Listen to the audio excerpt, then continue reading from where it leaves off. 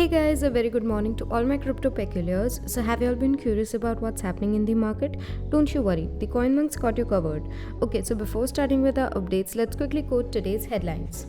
Venezuelan lawmakers imposed 20% tax on cryptocurrency transactions. The UN found North Korea used stolen crypto to fund missile program.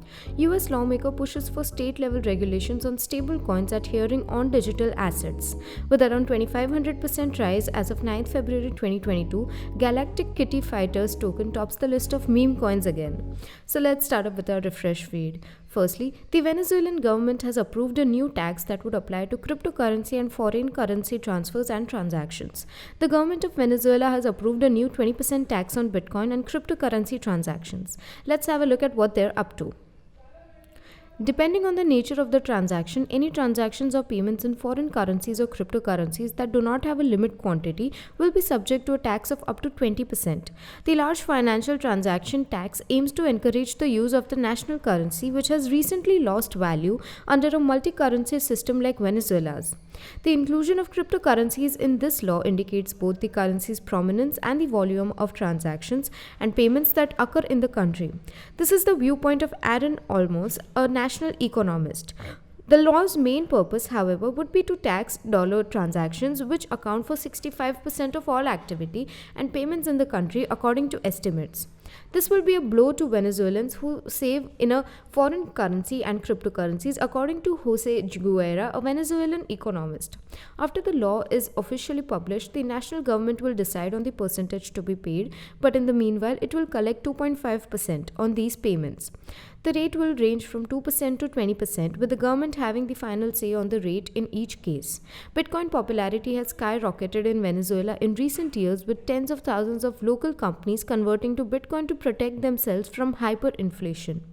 Anyways, jumping to our next segment, according to United Nations report, North Korea's primary source of revenue remains crypto theft.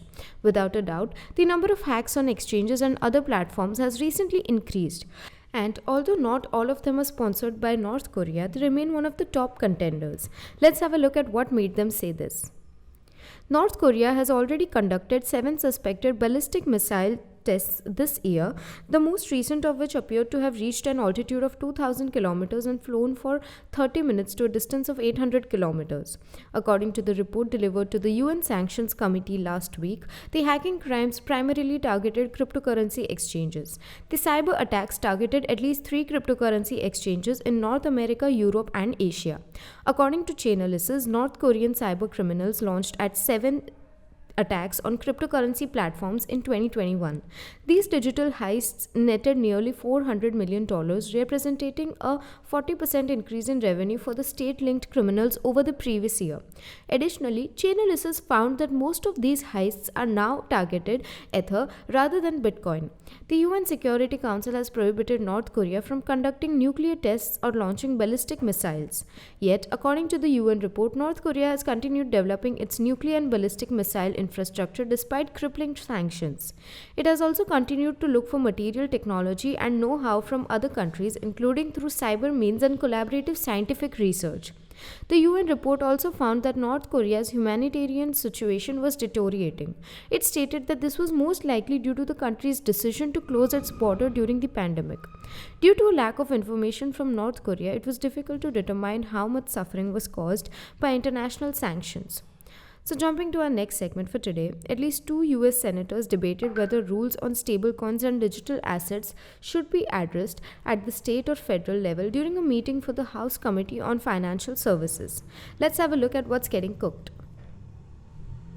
North Carolina Representative and Ranking Committee member Patrick McHenry asked the committee to consider state-level regulatory frameworks in lieu of a comprehensive federal law on stablecoins at a hearing on Tuesday titled Digital Assets and the Future of Finance, the President's Working Group on Financial Markets Report on Stablecoins. In response to McHenry, John Nellie Liang, the United States Treasury Department's Undersecretary for Domestic Finance, stated that there was no explicit federal law governing stablecoins and digital assets, but rather a regulatory framework that had been applied to various aspects of tokens such as consumer protection laws. Representative Brad Sherman of California, who has made multiple anti-crypto pronouncements during his tenure in office, slammed McHenry's idea to basically circumvent federal rules on stablecoins. The ranking member brings up the subject of state regulation. Consider what would happen if there was no federal oversight of state chartered banks. The FDIC wouldn't recommend any capital standards and the FDIC wouldn't conduct any audits. It would only be a matter of time before we saw a race to the bottom with banks chartered by some other little state operating in my state and those banks going bankrupt because they had discovered the jurisdiction with the lowest capital requirements. Anyways, ending our final segment for today, we're gonna talk about the top meme coin. So the token is Galactic Kitty Fighters. Sounds cool, right? Well, it surged around 2500%. Let's have a look at what this coin is about along with some stats. Today's Galactic Kitty Fighters price is $4.94 $9 USD with $2,895,906 USD in 24-hour trading volume. Our GKF to USD exchange rate is updated according to 6 a.m. IST. In the last 24 hours, Galactic Kitty Fighters has lost 386.12% of its value. With a live market cap of not available, the current coin market cap ranking is 3014. There is no circulating supply and a maximum supply of 777 billion GKF coins. The platform offers 7,000 GKT NFTs at first, which serve as the foundation for the whole DMC metaverse.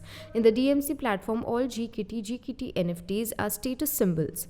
Everyone in the DMC decentralized universe is a decentralized player. GKT NFT is a status symbol and a ticket for all play-to-earn games.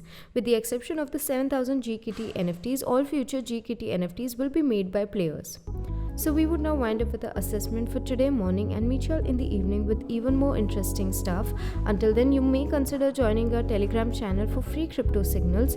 Visit our blog linked below for guides, reviews and tutorials, and subscribe to the channel and get daily updates about the crypto market.